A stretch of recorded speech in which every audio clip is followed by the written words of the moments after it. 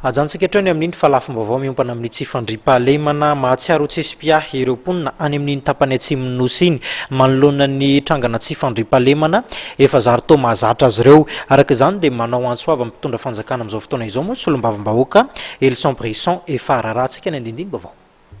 Miantso ny tokony anaovana olaram-pamiaina ny fandriam-pahalemana ny filoha hevitra ny Antanimera-Pirenena misana ny faritany Toliara Elson Brisson Erafa. Raha ny tatitra nataony tsy ny komina ambanivohitra fotsiny no anjakan'ny Asanjolany Atsimo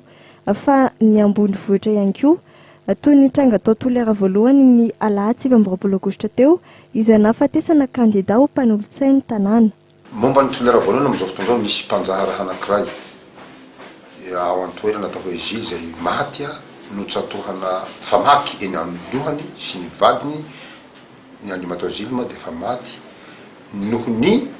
fitavozavozana izany hoe tokony hisy zany aloha ny fiarah-mientana eo anatsihan'ny force de l'ordre sy ny président fokontany sy ny vahoaka ao aminy.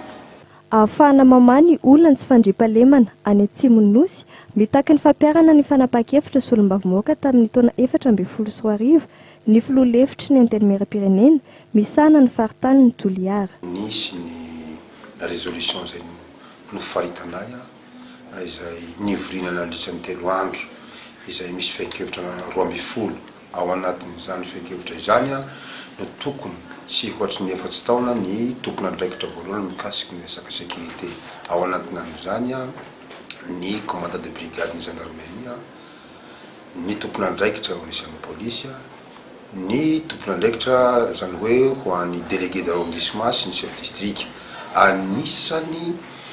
rangory fototsy ny afo zany ren'olo reny rehefa ela dia ela ao anatin'ny toerana anankiray zany hoe tokony tsy ohatra ny 4 taona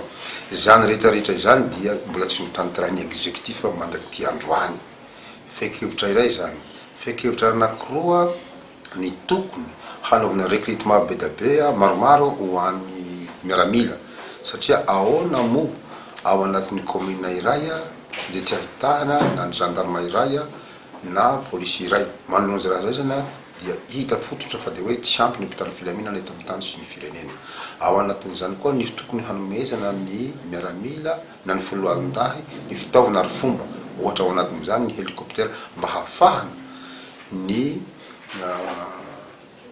mahafahana zay tokony hahatratsarana ny dahalo aingana dia aingana raha tena atao ny fanahirana ho an'ny fokon'olona. Etsy andany koa ny fanatanterahina ny dina indrindra io no any satria ny any amin'ny fiarahamonina no tokony hojerena voalohany dia amin'ny lalan'ny dina koa manoloana amin'izao fotoana zao misy ny dina be dia anisany mampisy ny fandriam-pahalemana izay toerana